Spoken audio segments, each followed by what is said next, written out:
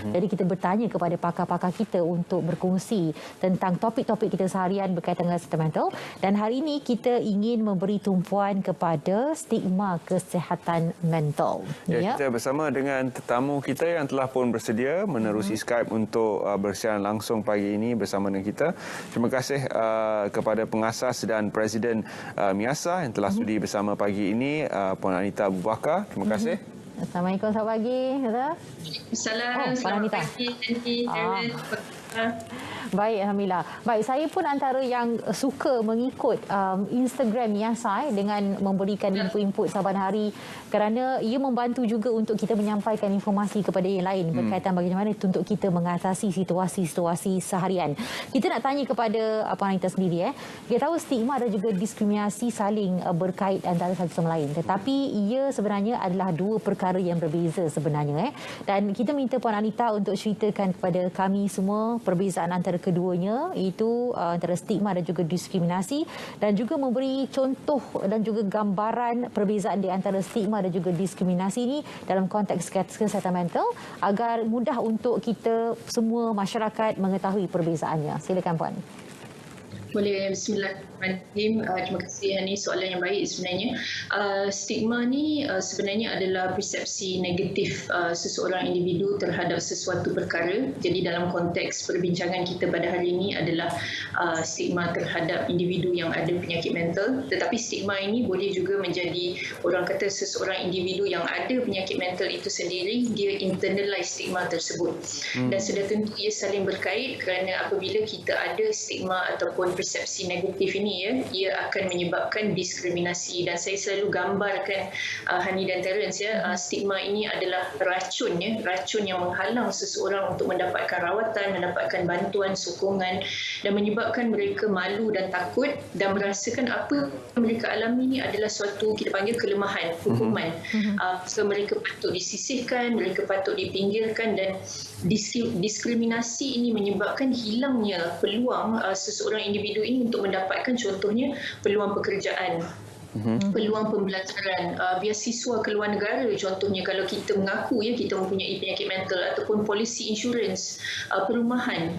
Kita tidak dapat menyumbang kepada masyarakat dengan baik kerana masyarakat tidak begitu inklusif untuk mereka yang ada penyakit mental dan tidak diberikan hak dan peluang yang sama seperti orang lain. Dan ini sebenarnya banyak berpunca daripada salah ataupun salah pemikiran ataupun faulty thinking itu sendiri, kerana mungkin kurangnya ilmu, jadi terlahirlah stereotypes, mungkin prejudis, sifat-sifat begini. Dan of course salah satu penyumbang besar juga adalah gambaran media sendiri, apa yang kita mungkin tonton di filem, movie, drama, lagu-lagu contohnya, dan juga laporan media tersebut yang mungkin kurang tepat tentang mereka yang ada penyakit mental, yang digambarkan sebagai ganas, berbahaya, tidak siuman, kurang iman, oversimplification kita panggil. Jadi mereka ni ganas, berbahaya, tidak boleh sembuh lah biasanya. Jadi inilah sebenarnya apa yang berlaku, Hani dan Terence. Ya, kita sedang membuka talian kepada anda 0328298841 untuk anda berhubung bersama dengan kami pada pagi ini. Sekiranya anda mempunyai sebarang isu yang berkaitan dengan stigma, tekanan dan juga perasaan serta penyakit ataupun keadaan-keadaan yang menyumbang kepada kesihatan mental, sila hubungi kami. Kepada mereka yang sudah pun didiagnos sebagai mempunyai isu kesihatan mental, Puan Anita, bagaimana agaknya mereka menghadapi tekanan-tekanan yang lebih serius yang disebabkan oleh pandemik ini, di mana mereka terpaksa berkurung, terpaksa mengikut SOP-SOP tertentu yang mungkin menyebabkan mereka rasa lebih terpinggir daripada sebelum ini? Betul, Terence. Ini pun soalan yang sangat baik disebabkan oleh tercetusnya pandemik COVID-19 ini. Sebenarnya ia memberikan impak yang besar bukan sahaja kepada kesihatan mental mereka yang sudah ada penyakit mental, tetapi mereka yang dulunya normal juga. Jadi apabila pandemik ini tercetus, kita semua tahu ramai yang kehilangan pekerjaan, punca pendapatan, kehilangan orang tersayang, mendapat COVID-19, kemudian mendapat komplikasi secara orang kata kesihatan fizikal terjejas, kesihatan kesihatan mental juga terjejas. Dan apa lagi, kita sekarang ini berada di dalam MCO ketiga, PKP ketiga, di mana berada di dalam partial lockdown. Ini sudah tentunya memberikan kesan yang besar ya, kerana kita terputus daripada sistem sokongan, terputus daripada dunia luar ya, terputus daripada coping mechanisms kita yang mungkin berjumpa dengan keluarga, berjumpa dengan rakan-rakan, beriadah, contohnya naik basikal, jogging dan sebagainya, bermain bola, badminton, pelbagai lagi ya, Hani dan Terence. Dan ini sudah tentu memberikan kesan yang besar, terutamanya kepada mereka yang ada penyakit mental. Dan kadang-kadang kita mungkin kerana kurang faham ya, kita merasakan semua manusia itu adalah resilient, maka disebabkan oleh itu semuanya boleh orang kata melaluinya dengan baik. Dan ini ia tidak kurang tepat kerana kita sudah melihat data, kita sudah melihat statistik, ramai yang jatuh kepada kemurungan, kepada penyakit contohnya kebimbangan yang melampau, PTSD, risiko suicide ya, pemikiran untuk mengakhiri kehidupan, risikonya bertambah. Dan kita sudah lihat ini terbukti dengan jelas sepanjang sejarah manusia. Apabila pandemik berlaku, epidemik berlaku, peperangan, orang kata hunger dan sebagainya, ia sudah tentu memberikan kesan dan impak yang besar kepada kesihatan mental individu, Hani, Terence. Okey, baik. Jadi bila kata kesan kepada individu, cara menangani juga telah tertakluk juga pada situasi semasa individu tersebut. Jadi selalunya apa pendekatan yang digunakan oleh Yayasan Malaysia sendiri untuk memastikan setiap daripada individu tersebut dapat disentuh kehidupan mereka? Macam contoh pendekatan yang saya tengok adalah menerusi Unlock Your Story. Itu antara kisah-kisah contoh yang boleh diberikan supaya orang yang melalui situasi yang sama akan cuba melakukan perkara yang mereka lakukan untuk mengatasi situasi mereka. Adakah dari segi pendekatan individu ni perlu dilakukan untuk setiap individu yang berbeza? Wan. Okey, saya terima kasih ya Hani kerana menyentuh pasal Unlock Your Story ini. Ini sebenarnya apabila salah satu hikmahnya, silver liningnya apabila tercetusnya pandemik COVID-19 ini adalah kita dapat memperbincangkan tentang kepentingan kesihatan mental ini secara meluas. Kita dapat memperbetulkan stigma-stigma ataupun persepsi negatif masyarakat ini secara meluas. Dan Unlock Your Story ni Hani sebenarnya mendapat respon yang sangat bagus ya, sangat ramai sebenarnya yang menghantar cerita-cerita kepada kami, dan saya rasa ini memberikan pemahaman kepada rakyat Malaysia ataupun kepada masyarakat tentang penyakit mental ini adalah real ya. Kerana ramai tidak mungkin kurang memahami bahawa penyakit mental adalah penyakit seperti mana penyakit fizikal adalah penyakit. Sebab kalau tak, ramai orang kan sering menghukum ya mereka yang ada penyakit mental ni, ataupun kita mudah menghukum ya. Jadi ini kerana itulah banyak berlakunya apa yang kita panggil contohnya toxic positivity. Kenapa think positive, berfikirlah secara positif. Orang kata melakukan solatlah banyak dosa ni dan sebagainya kan. Jadi kita mudah menghukum, kita kata kuatkan semangat, tetapi kita tidak menggunakan kata-kata begini terhadap contohnya seseorang yang ada kanser. Kita tidak mengatakan think positive. Kalau seseorang itu boleh berfikiran positif, sudah tentu dia akan berfikiran positif, tetapi pada waktu dan saat itu dia tidak berdaya ataupun tidak mampu. Jadi kita sebagai seorang penjaga ataupun sahabat perlu membantu, dan pendekatannya haruslah holistik ya. Hani dan Terence, bermaksud pendekatan itu perlu bio, psikososial dan spiritual. Jadi bukan sahaja intervensi secara klinikal ya, kerana bukan semua orang perlukan intervensi yang intensif seperti itu. Mungkin untuk langkah-langkah pencegahan ataupun intervensi awal, it could be low intensity counselling contohnya, ataupun sokongan peer, art therapy, terapi spiritual mungkin. Jadi apa yang penting, pendekatan itu harus menyeluruh. Jadi mungkin tidak sama ya, kalau Hani ada isu kesihatan mental, mungkin coping mechanism yang efektif tidak sama seperti Terence. Terence mungkin lebih kepada beriadah, Hani mungkin lebih kepada berinteraksi bersama keluarga ataupun sahabat contohnya, untuk meluahkan apa yang kita rasa, wanita kan Hani contohnya.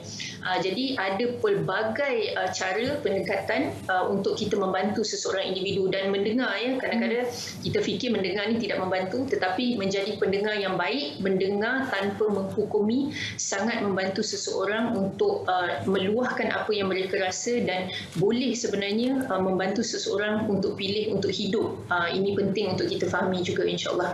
Baik, kita akan mendengar luahan daripada anda. Sila hubungi kami di talian yang tertera di skrin, dan kita sudah pun ada pemanggil yang pertama, Hani dari Sabah. Silakan. Okey, baik. Assalamualaikum, Hani. Waalaikumsalam warahmatullahi. Ya, baik. Terus Silakan. Hani. Ada saya mau tanyakan sama dokter, apakah ini satu namanya penyakit mental? Karena kalau dia marah kan emosi, mesti ampas barang, kasih rusak barang. Okey, faham. Jadi saya kadang-kadang takut tengoklah, tapi bukan tidak ada kaitan dengan komentar, tapi saya pun mau tengoklah macam mana.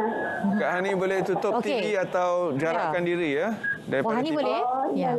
Silakan. Maaf. Puan Hani, Puan Hani, Iya. itu adalah berlaku pada keluarga Puan Hani sendiri, suami, anak-anak? Ini pribadi sisi dokter. Ini pribadi sisi dokter. Nanti saya mau tahu sebab ini malah ada lah nanti. Ini TV kan nanti pula dengar. Okey, tak apa Puan Hani, faham. Okey. Terima kasih, Puan Hani. Terima kasih Puan Hani. Kita tak tahu situasi itu berlaku pada siapa, tapi yang dianjurkan ataupun diusulkan oleh Puan Hani tadi lah, adakah ia berkaitan dengan sakit mental? Kalau orang tu jenisnya bila marah tu dia rosakkan barang, dia baling-baling barang dan sebagainya. Puan. Okey. Kalau dalam situasi begini ya, kita tidak ada orang kata informasi yang cukup ya, Hani dan Terence, pada waktu ini kita tidak boleh memberikan diagnosis lah. Tapi apa yang saya boleh katakan, kalau faktor-faktor mencukupi, seseorang individu yang normal pun mungkin akan marah dan baling. Contohnya dalam keadaan tertekan, dalam keadaan pandemik, lockdown sudah pun lama, faktor-faktor mencukupi, contohnya mungkin hilang pekerjaan, hilang punca pendapatan, risau, bimbang dan sebagainya, akan menimbulkan perasaan marah dan gusar dan mungkin akan bertindak agresif sebegitu. Jadi orang normal juga cenderung, begitu juga mereka yang sudah ada isu kesihatan mental. Jadi kalau kita nak tahu dengan lebih lanjut, perlukan assessment ya, clinical assessment di klinik ataupun hospital, insyaAllah.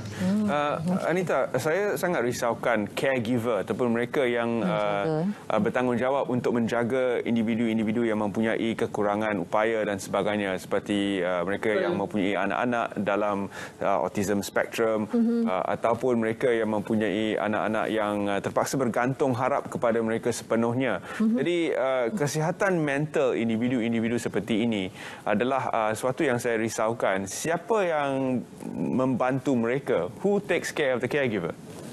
Yep. Okey, sebab tu kan Terence, sebenarnya ramai ataupun banyak NGO kesihatan mental di komuniti sebenarnya yang membuat program sokongan buat ahli keluarga. Contohnya MIASA sendiri,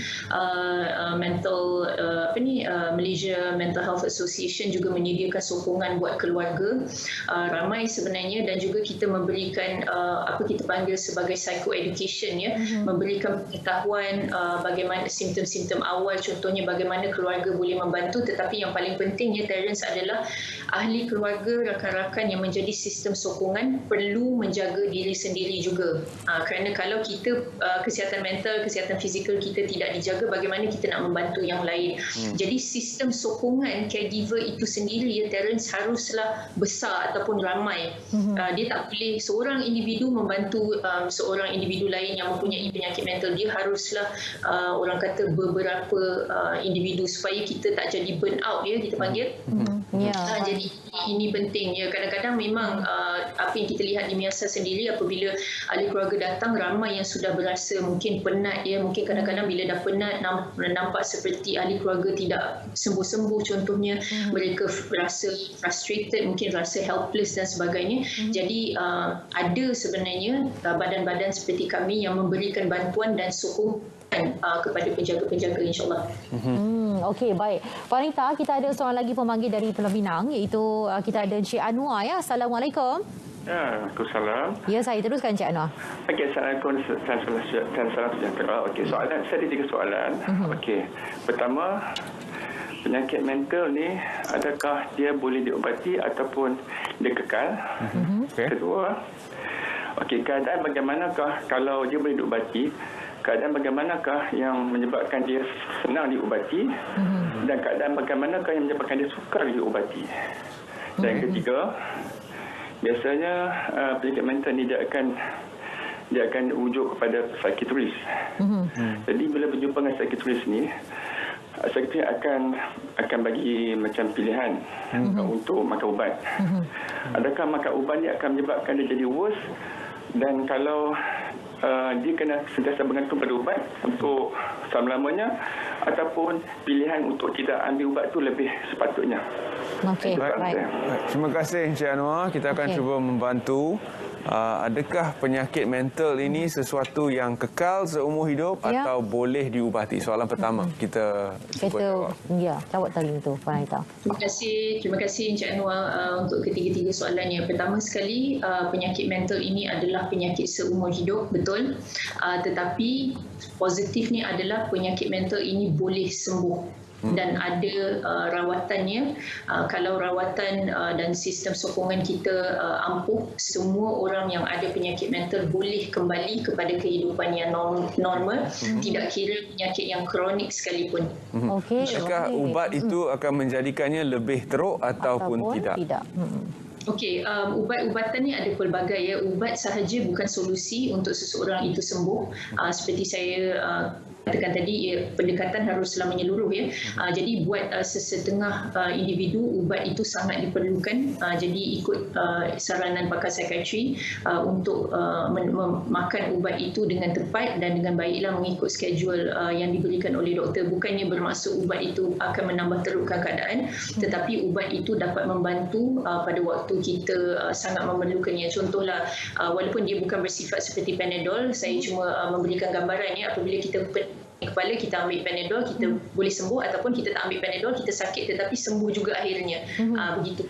Okey, tetapi mereka buat sesetengah penyakit, ubat itu diperlukan untuk menstabilkan contohnya chemical imbalances di dalam otak individu tersebut. Okey, baik Puan Anita. Maknanya boleh, tadi jawapan daripada Puan Anita tu menjawab juga untuk soalan yang pertama dan juga kedua Cik Anwar tadi ya. Cik Anwar, maknanya apa sahaja jenis kategori kesihatan mental yang anda alami atau siapa sahaja di sekeliling anda alami sebenarnya boleh sembuh dengan rawatan yang bersesuaian ya Puan? Dan menyeluruh, betul. Dan menyeluruh. Dalam pada itu mungkin kita juga perlu tahu adakah atau tidak wujud kesan sampingan daripada pengambilan ubat-ubat yang disebutkan oleh Puan Anita tadi. Betul. Sebab tu apabila kita berjumpa dengan doktor ataupun pakar psikiatri, tolong berbincang dengan doktor dan kita kata tahu apakah kesan-kesan sampingan, kerana at the end of the day ia perlulah informed decision ya untuk kita membuat keputusan untuk Nampaknya ada sedikit gangguan talian. Our own choice ya, kita bagi. Okey. Adalah keputusan kita sendiri. Bertanyalah kepada doktor kesan-kesan sampingan dan saranan saya, ubat-ubatan ada pelbagai. Jadi kalau kita dah cuba 2 minggu mungkin tidak sesuai, ada kesan sampingan yang teruk, pergi balik ke pakar anda dan berbincang, mereka boleh memberikan ubat yang lain. Okey. Baik Puan, kita ada soalan daripada rakan kita yang sedang menonton melalui live Facebook menyatakan tentang perbezaan antara anxiety, kegelisahan dan juga kata depression. Mungkin boleh jawab Puan Anita. Okey, kalau anxiety ni adalah apa yang kita panggil sebagai penyakit kebimbangan yang melampau. Jadi kita bimbang maknanya resah, gelisah, kita mendapat serangan panik contohnya, kita berfikir tentang perkara yang belum berlaku tetapi kita fikir akan berlaku contohnya begitu, dan perasaan dan ataupun emosi itu sangat ekstrim ya. Contohnya kalau kita rasa pening kepala, kita ingat kanser contohnya. Jadi itu adalah anxiety ataupun penyakit kebimbangan yang melampau. Kalau kemurungan ni lebih kepada rasa murung ya, rasa murung, rasa sedih hampir sepanjang hari, minimum 2 minggu ya. Kita rasa putus harap, mungkin kurang makan atau terlebih makan, ataupun kurang tidur, terlebih tidur, susah nak fokus kepada sesuatu perkara, hilang tenaga, hilang minat terhadap sesuatu perkara yang dulunya kita minati. Kemudian akhirnya apabila kita berasa begitu ya Hani dan Terence, hilang keyakinan diri, rasa kita ni merupakan beban kepada keluarga contohnya, kerana kita tidak nampak jalan keluar, mungkin simptom-simptom bertambah teruk, akhirnya kita akan merasakan nauzubillah seperti kita mahu mengakhiri kehidupan. Maknanya suicidal thoughts dan ideation itu berlaku, dan ini adalah satu gejala yang intrusif ya. Maknanya kita tidak mahu berasa begitu, tetapi kerana itu adalah gejala penyakit kemurungan, maka ia akan orang kata berlakulah. Maknanya it's intrusive. Kita tak boleh tahan maknanya. Begitu. Tetapi positifnya seperti saya katakan tadi, gejala-gejala ini boleh dirawat. Penyakit mental kemurungan, kebimbangan yang melampau ini kalau dirawat, maknanya suicidal thoughts dan ideation itu boleh hilang. Begitu. Tetapi solusi kepada punca penyakit mental itu harus diaddress. Okey. Baik, kita ada seorang lagi pemanggil kali ini dari Melaka. Syam, silakan. Ya, Assalamualaikum. Waalaikumsalam, Cik Syam. Syam dari Melaka. Ya, Syam. Untuk pengalaman Melaka hujan sekarang ni ya. Okey. Hujan lebat. Dan soalan ni begini, ada setengah masyarakat memandang teruk dan negatif tentang kesihatan mental ni ya. Ya. Jadi mereka beranggapan orang itu gila dan tak betul dan tidak normal. Jadi untuk menepis anggapan begini dan juga orang yang terkena penyakit mental ni, mereka malu ya dan lemah. Soalan saya pertamanya untuk memberi tanggapan pada masyarakat bahawa itu bukan yang dia mahu, yang dia minta. Jadi beri sokongan pada mereka lah. Jadi, okey. Baik, faham. Terima kasih, Encik Syam. Baik, faham Cik Syam. Kami faham. Dan ini adalah sebabnya kita lakukan program-program seperti ini. 30 minit kita bersiaran bersama dengan Puan Anita dan juga pakar-pakar kita daripada seluruh negara.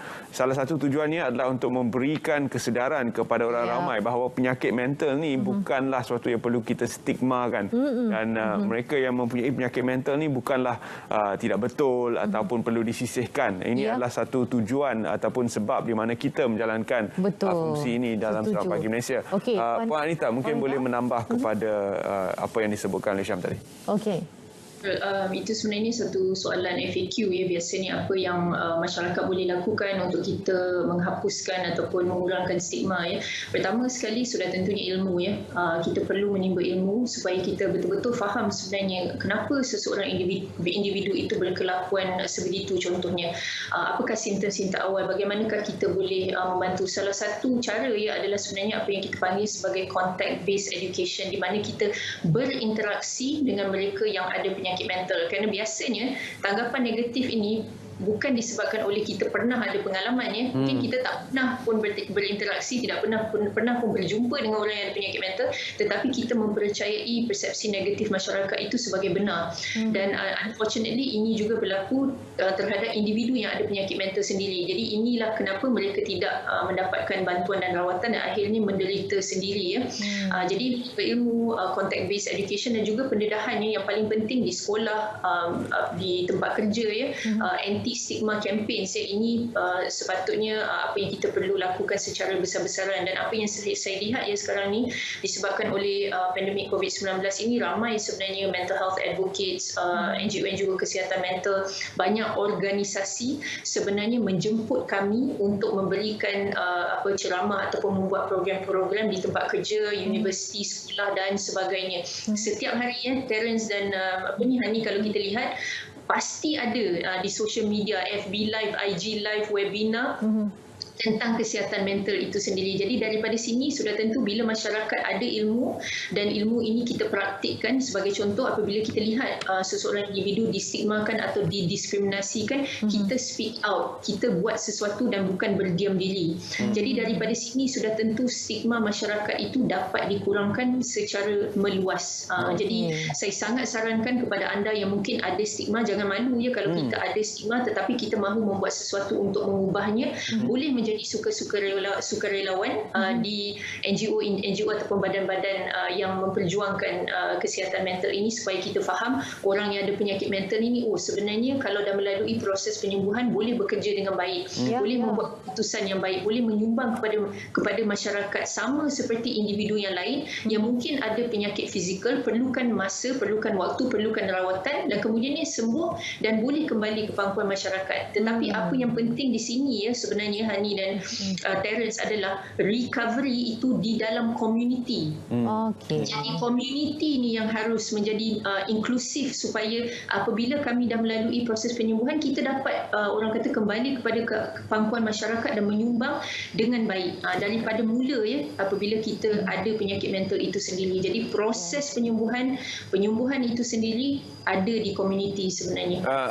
Anita, kita ada seorang lagi pemanggil. Tapi sebelum itu saya ingin menambah sedikit bagaimana untuk komuniti kini menjadi inklusif. Kalau kita sendiri adalah dipisahkan secara fizikal, kita hanya mungkin boleh berinteraksi secara ruangan maya sahaja. Bagaimana untuk komuniti menjadi inklusif kepada mereka yang mempunyai isu penyakit mental? Puan, ada satu tambahan lagi. Ini berkaitan dengan sebab tadi sebut tentang tempat kerja. Ni kata diskriminasi majikan syarikat itu sendiri. Sebab bila mengatakan macam bila ada seorang ada masalah mental, ada sejarah mental, mereka takut nak declare disebabkan takut mereka akan dijadikan sebagai satu liability kepada syarikat mereka.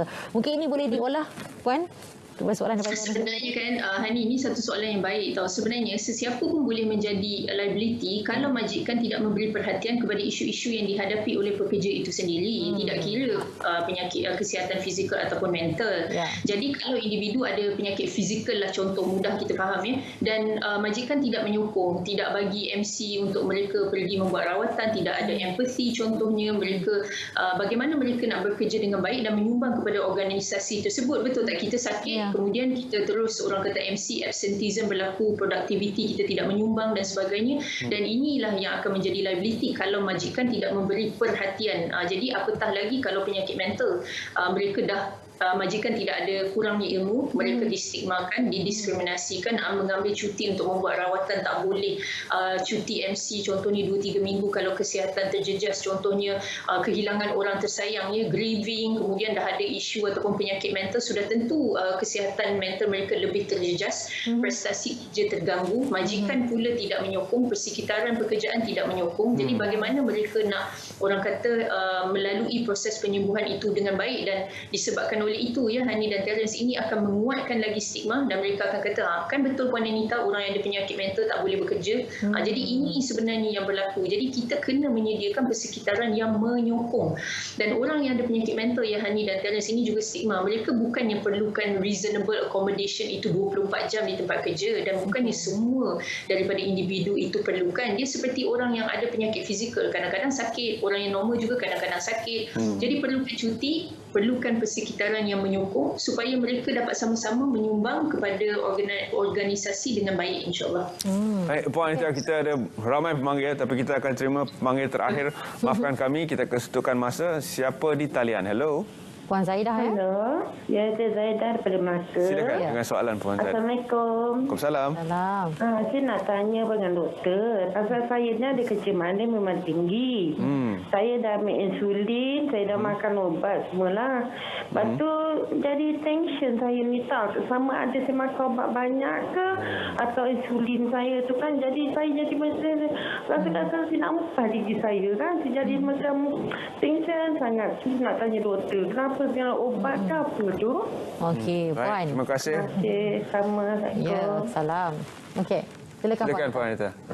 Okey, adakah insulin itu ataupun ubat yang Puan makan itu yang menyebabkan Puan jadi resah, gelisah ke, ataupun ini adalah kesan sampingan itu sendiri? Saya rasa Puan boleh pergi ke doktor Puan dan mungkin membuat perbincangan. Tapi saya rasa apa yang Puan alami mungkin buat waktu pandemik ataupun lockdown ini, semua orang pun merasa tertekan faktor-faktor mencukupi. Mungkin dulunya kalau kita mengambil ubat ataupun kita sakit, mungkin tak rasa sakit sangat, tetapi dengan keadaan-keadaan begini, faktor-faktor yang tertekan jauh, tak dapat melihat keluarga, mungkin resah dengan keadaan yang begitu lama ya dalam lockdown, ataupun kes makin meninggi walaupun kita sudah pun berada di dalam orang kata lockdown hampir sebulan, mungkin kematian yang tinggi. Jadi banyak sebenarnya faktor-faktor yang mendorong ya kita untuk berasa resah dan gelisah, dan mungkin bukan disebabkan oleh kesan sampingan ubat itu sendiri. Jadi untuk memberi jawapan yang jelas ataupun tepat, sukar bagi saya lah hanya dengan mengetahui informasi yang sedikit buat masa ni, Puan. Baik, terima kasih Puan Anita kerana sudi bersama kami di talian secara langsung menjawab soalan-soalan kami dan juga daripada mereka yang berhubung secara terus melalui talian. Terima kasih Puan Anita.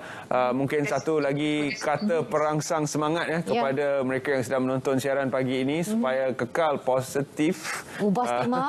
Tanpa stigma. Toxic positivity and all that aside. Kekal positif untuk menghadapi dugaan dan cabaran yang mana dibawa oleh pandemik ini. Silakan. Silakan, Puan. Okey, kepada anda yang menonton, tidak kira anda ada isu kesihatan mental, penyakit mental, kepada penjaga-penjaga, saya selalu memberikan a message of hope ya. You are not alone. Anda tidak keseorangan. Kalau anda mempunyai penyakit mental boleh sembuh. Ada rawatan yang berkesan secara holistik untuk membantu anda, dan banyak badan-badan di luar sana, di komuniti yang boleh membantu anda untuk melalui proses penyembuhan yang baik. Dan kepada seluruh masyarakat secara umum, sekarang ini kita berada di dalam satu ujian yang sangat besar ya. Dalam pandemik COVID-19 ini, inilah waktu untuk unity dan solidariti. Marilah kita sama-sama tolong-menolong, bantu-membantu, dan tidak orang kata cepat ataupun mudah menghukum ya mereka yang ada penyakit mental. Jadi jadilah masyarakat yang lebih prihatin dan inklusif supaya kita dapat orang kata menyediakan a better and safer world for the future generation and the generations that follow, insyaAllah. InsyaAllah. Baik, terima kasih banyak Puan Anita. Terima kasih. Assalamualaikum warahmatullahi wabarakatuh. Waalaikumsalam.